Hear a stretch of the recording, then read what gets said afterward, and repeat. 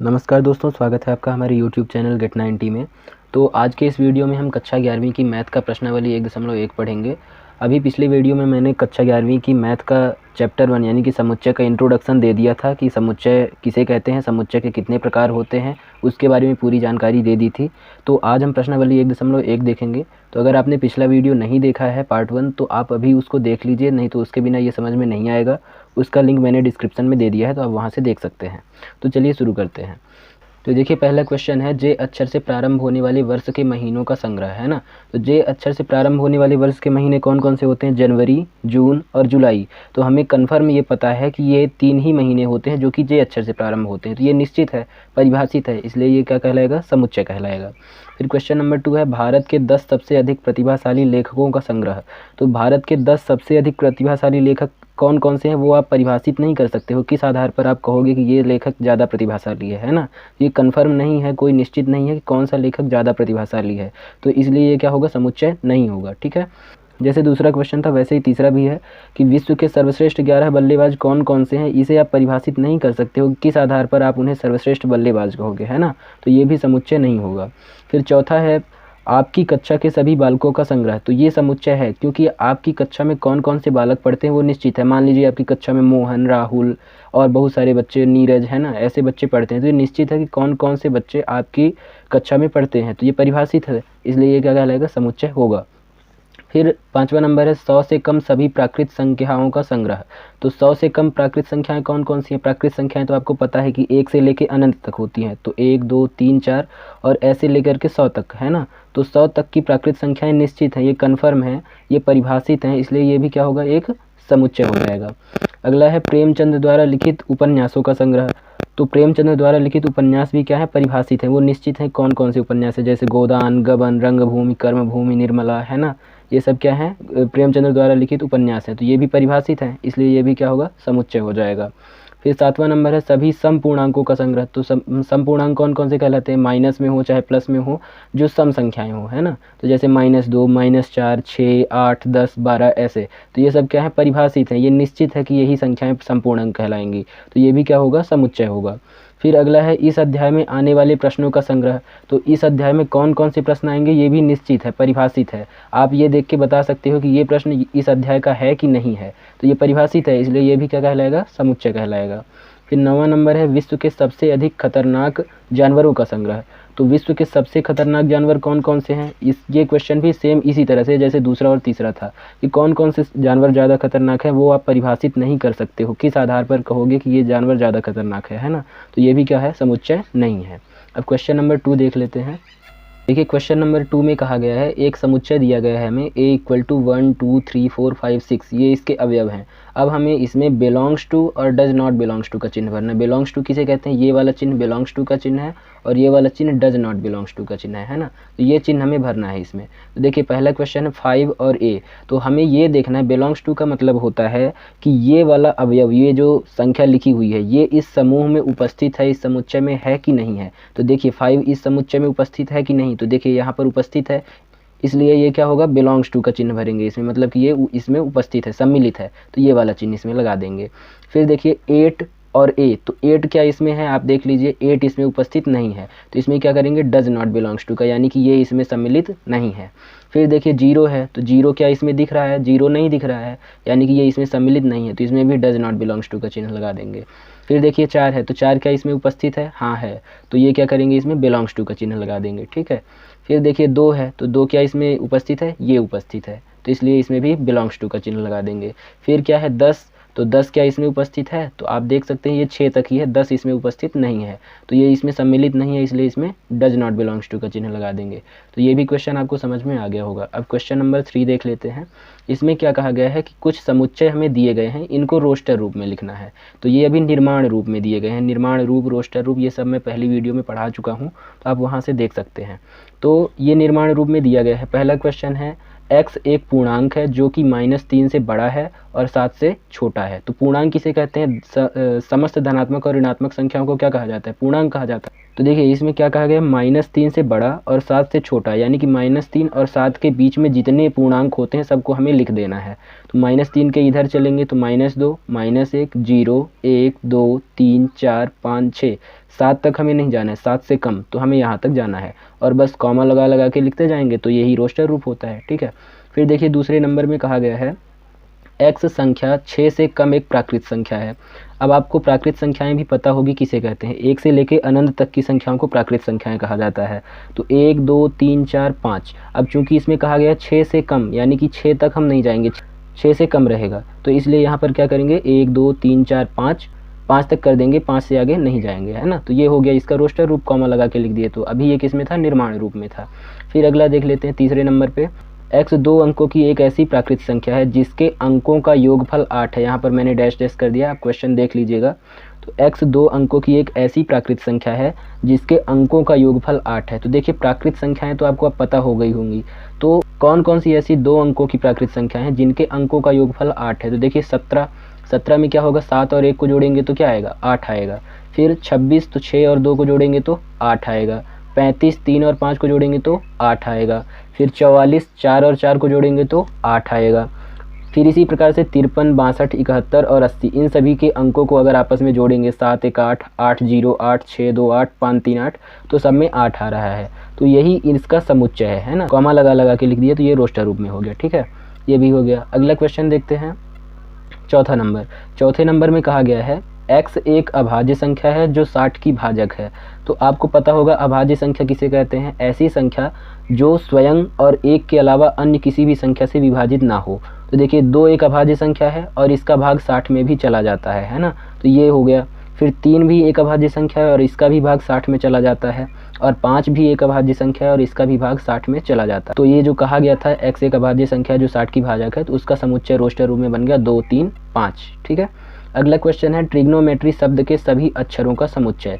तो देखिए आपको एक रूल बताया था कल मैंने कि यदि कोई भी समुच्चय है तो उसमें यदि आप एक अवयव को एक बार लिख देते हो तो दोबारा उसको नहीं लिखा जाता है। ठीक है, तो यहाँ पर देखिए ट्रिग्नोमेट्री था, तो TRI उसके स्पेलिंग के में जो अक्षर लिखे गए हैं उनको लिखते जाना है, TRIGON। अब देखिए यहाँ पर O फिर से आया है, लेकिन चूंकि हमने यहाँ पर O लिख दिया है इसलिए अब यहाँ दोबारा O नहीं लिखेंगे। फिर उसके बाद M, फिर E, अब उसके बाद T आता है, लेकिन T यहाँ पर हमने पहले ही लिख दिया है तो इसलिए अब उसको दोबारा नहीं लिखेंगे। फिर R, तो R भी हमने लिख दिया है इसलिए R को भी नहीं लिखेंगे। फिर बाई। तो इस तरह से ये क्या हो गया, ट्रिग्नोमेट्री शब्द के सभी अक्षरों का समुच्चय रोस्टर रूप में हो गया, कॉमा लगा लगा के लिख दिए तो। ठीक है, अब देखते हैं छठवां नंबर। अब देखिए छठवें नंबर में कहा गया है बेटर शब्द के सभी अक्षरों का समुच्चय। तो बेटर की स्पेलिंग क्या होती है, BETTER। तो सबसे पहले हमने लिखा B, फिर उसके बाद E, फिर उसके बाद T। अब चूंकि एक बार T लिख दिया है तो अब दोबारा T को नहीं लिखेंगे। फिर उसके बाद आता है E, तो E भी हमने लिख दिया है तो E भी दोबारा नहीं लिखेंगे। फिर उसके बाद R।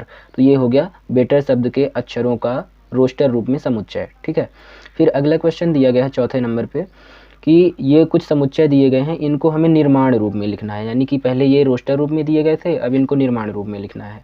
तो आप क्वेश्चन देख लीजिए, पहले क्या दिया गया है, 3, 6, 9, 12। तो 3, 6, 9, 12 क्या है, 3 के गुणज दिए गए हैं, यानी कि 3 का 1 में गुणा करेंगे तो 3, 2 में गुणा करेंगे तो 6, 3 में गुणा करेंगे तो 9, 4 में गुणा करेंगे तो 12। तो x क्या हो, तो यहाँ पर x अगर हम अवयव मान लें कि इसका जो अवयव है इस समुच्चय का वो x है, तो x क्या है, 3 का एक गुणज है, जो कि x किससे छोटा है, 15 से, यानी कि 3 चौको 12, 12 तक गया है और 15 में नहीं गया है, तो यानी कि 15 से छोटा क्या है, ये एक गुणज है किसका, 3 का। तो यही हो गया इसका निर्माण रूप। फिर b वाला देख लेते हैं दूसरे नंबर पे, क्या दिया गया है, 2, 4, 8, 16, 32। तो 2, 4, 8, 16, 32 क्या है, 2 की घात में अगर 1 करेंगे तो 2 आएगा, 2 की घात में 2 करेंगे तो 4, 2 की घात में 3 करेंगे तो 8, 2 की घात 4 करेंगे तो 16 और 2 की घात 5 करेंगे तो 32। तो यानी कि ये किस रूप में है, 2 की पावर n के रूप में। अगर हम x कोई अवयव मान लें इसका, तो x किस रूप में है, 2 की पावर n के रूप में, जहाँ n बिलोंग्स टू n, यानी कि यहाँ जो n है वो नेचुरल नंबर है, यानी कि प्राकृतिक संख्या है। तो प्राकृतिक संख्या आपको पता होगी 1, 2, 3, 4 ऐसे, तो ये प्राकृत संख्या है। बिलोंग्स टू यानी कि ये जो इसकी घात है वो ऋणात्मक नहीं है या फिर भिन्न के रूप में नहीं है, केवल और केवल प्राकृत संख्या है, इसका मतलब ये है। और n जो है वो छोटा है 6 से, क्योंकि यहाँ पर कितने तक गया है 32 तक, तो 32 क्या होता है 2 की घात 5 होता है। तो यानी कि ये जो घात है n है वो केवल 5 तक ही गई है, 6 तक नहीं गई है। तो 6 से छोटी संख्या है ये, ठीक है। या फिर आप ऐसा भी लिख सकते थे n इज लेस और इक्वल टू, यहाँ पर इक्वल का चिन्ह लगा देते और यहाँ पर 5 कर देते, पर जैसा भी आप करो सब सही है। देखिए तीसरे क्वेश्चन में क्या दिया गया है 5, 25, 125 और 625। तो ये भी सेम दूसरे वाले क्वेश्चन की तरह है। दूसरे वाले क्वेश्चन में क्या था, दो की पावर n था और इस वाले में 5 की पावर n है ना। जैसे देखिए 5 की पावर में अगर 1 करेंगे तो 5, 5 की घात में अगर 2 करेंगे तो 25, 5 की घात में 3 करेंगे तो 125 और 5 की घात में 4 करेंगे तो 625। तो ये किस रूप में हो गया, अगर इसके किसी अवयव को x मान लिया जाए तो x इक्वल टू कितना है 5 की पावर n के रूप में है, जहाँ n बिलोंग्स टू n, यानी कि n जो है वो एक प्राकृत संख्या है और n छोटा है 5 से, क्योंकि 5 की घात 4 यानी कि 625 तक ही है। यहाँ n जो है वो कितना है अधिकतम 4 है ना, जो कि 5 से छोटा है। तो हम क्या लिख देंगे n छोटा है 5 से। फिर देखते हैं अगला वाला, इसमें दिया गया है 2, 4, 6, कोई ये समुच्चय है। तो आपको पता है 2, 4, 6 कौन सी संख्याएं हैं, सम संख्याएं हैं, है ना। तो अगर इसके अवयव को x मान लिया जाए तो x क्या है, एक सम संख्या है, सिंपल। बस यही इसका आंसर है, यही हो गया इसका निर्माण रूप। अगला देखते हैं, अगला है 1, 4, 9 डॉट डॉट डॉट 100। तो 1 क्या है, 1 का स्क्वायर 1 होता है।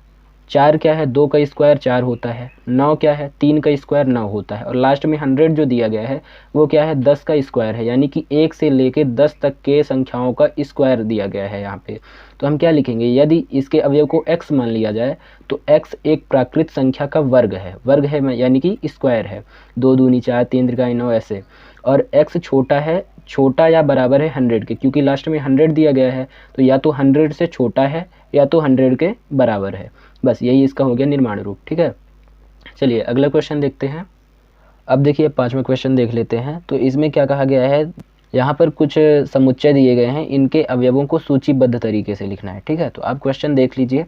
पहला क्वेश्चन है a इक्वल टू x एक विषम प्राकृत संख्या है। तो प्राकृत संख्याएं तो आप जान चुके हैं किसे कहते हैं, और विषम संख्याएं भी आप जानते हैं, यानी कि ऐसी प्राकृत संख्याएं जो विषम हो। तो a इक्वल टू क्या हो जाएगा 1, 3, 5, 7, ये क्या है प्राकृत संख्याएं भी हैं और विषम संख्याएं भी हैं। तो इसका ये आंसर हो जाएगा। बस ऐसे डॉट डॉट कर दीजिए, क्योंकि ये अनंत तक जाएगा, बहुत सारी संख्याएं होंगी। फिर b में है x एक पूर्णांक है जो कि -1/2 से बड़ा है और 9/2 से छोटा है। -1/2 से बड़ा है, इसका मतलब क्या हुआ, -1/2 की वैल्यू कितनी होगी -0.5। अगर -1 में आप 2 का भाग देंगे तो कितना होगा -0.5। तो 0.5 से ये क्या होगा, बड़ा होगा -0.5 से। और इधर 9/2 है, 9/2 का मतलब क्या हुआ, 9 में अगर आप 2 का भाग देंगे तो कितना आएगा 4.5, यानी कि 4.5 से छोटा है। कुल मिला के हमें -0.5 से 4.5 के बीच की संख्याएं लिखनी है। तो -0.5 से आगे क्या आता है 0, फिर 1, 2, 3, 4, और 4.5 से बड़ा नहीं होना चाहिए, तो बस 4 तक जाएंगे। बस यही आंसर है इसका। तो देखिए तीसरे नंबर वाले में क्या कहा गया है, x एक पूर्णांक है तथा x स्क्वायर छोटा या बराबर है 4 से, है ना। तो सबसे पहली बात तो x एक पूर्णांक है, यानी कि या तो ये ऋणात्मक होगा या तो धनात्मक होगा। फिर दूसरी बात है कि x स्क्वायर छोटा या बराबर है 4 से, यानी कि या तो छोटा हो 4 से या तो बराबर हो 4 के। तो देखिए -2 का स्क्वायर कितना होता है, +4 होता है, यानी कि 4 के बराबर है, तो इसको हम ले लेंगे। फिर -1 का स्क्वायर कितना होता है, 1 होता है, ये भी 4 से छोटा है। फिर 0 का स्क्वायर तो 0 ही होता है। फिर 1 का स्क्वायर कितना होता है 1, और 2 का स्क्वायर कितना होता है 4। तो बस हमें कितना लेना था, 4 से छोटा हो या बराबर हो। तो इधर से भी 4 आ रहा है, इधर से भी 4, और ये इसके बीच की संख्याएं हैं, तो यही इसका समुच्चय हो जाएगा, ठीक है। फिर अगला क्वेश्चन है d इक्वल टू x एक लॉयल शब्द का एक अक्षर है। तो लॉयल की स्पेलिंग क्या है, LOYAL। अब चूंकि यहाँ पर एक बार हम L लिख चुके हैं, इसलिए लास्ट में जो L आया है उसको दोबारा नहीं लिखे हैं, ठीक है। अब समुच्चय ई में देखिए, x वर्ष का एक ऐसा महीना है जिसमें 31 दिन नहीं होते हैं। तो 31 दिन किस किस महीने में नहीं होते हैं, फरवरी में नहीं होते, है ना। आप क्रम से सेट कर लीजिएगा, मैंने ऐसे लिख दिया है। फरवरी में नहीं होते हैं 31 दिन, इसमें 28 या 29 दिन होते हैं। अप्रैल में नहीं होते, इसमें 30 दिन होते हैं। फिर जून में भी नहीं होते, सितंबर में भी 30 दिन होते हैं, और नवंबर में भी 30 दिन होते हैं। तो इन महीनों में क्या होता है 31 दिन नहीं होते हैं। तो ये भी इनका समुच्चय बन गया। फिर अगला क्वेश्चन है, x अंग्रेजी वर्णमाला का एक व्यंजन है जो कि k से पहले आता है। तो अंग्रेजी वर्णमाला के अक्षरों को लिखना है और केवल व्यंजनों को लिखना है, स्वर को नहीं लिखना है, और k से पहले तक। तो सबसे पहले तो ए आता है, तो ए तो स्वर है, तो स्वर को छोड़ देंगे, केवल व्यंजन लिखना है। तो बी सी डी, अब उसके बाद ई आता है, तो ई स्वर है, वो छोड़ देंगे। फिर एफ जी एच, अब आई भी स्वर है, तो आई भी छोड़ देंगे। फिर जे, अब चूंकि हमें के से पहले तक ही लिखना है, तो जे के, अब के पहले तक लिखना है, के को नहीं लिखना है। तो यही इसका क्या हो जाएगा, समुच्चय हो जाएगा। ठीक है, अब देखिए 6th क्वेश्चन देख लेते हैं। बाईं ओर रोस्टर रूप में लिखित और दाईं ओर समुच्चय निर्माण रूप में वर्णित समुच्चयों का सही मिलान कीजिए। ठीक है, तो पहला क्वेश्चन देख लेते हैं 1 2 3 6। तो ये क्या है, इसका ये वाला हो जाएगा सी नंबर, है ना।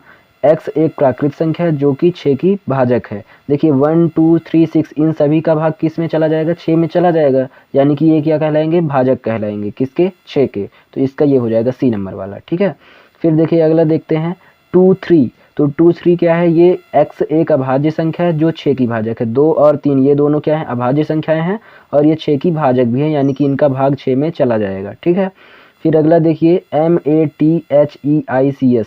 तो ये जो समुच्चय है ये क्या है, मैथमेटिक्स शब्द का एक अक्षर है। ऐसा क्यों है, क्योंकि जो अक्षर रिपीट हो रहे हैं उनको दोबारा नहीं लिखा गया, छोड़ दिया गया है। तो ये इसका एक रोस्टर रूप में वर्णित समुच्चय है ना। तो इसका कौन सा हो जाएगा, ये डी नंबर वाला, तीसरे का।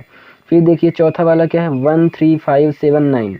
तो ये क्या है, x संख्या 10 से कम एक विषम प्राकृत संख्या है। ये देखिए ये सभी विषम संख्याएं हैं और प्राकृत संख्याएं हैं जो कि किससे, 10 से कम है ना। तो इसका कौन सा हो जाएगा, ये बी नंबर वाला। ठीक है, तो ये सही जोड़ी भी हो गई है।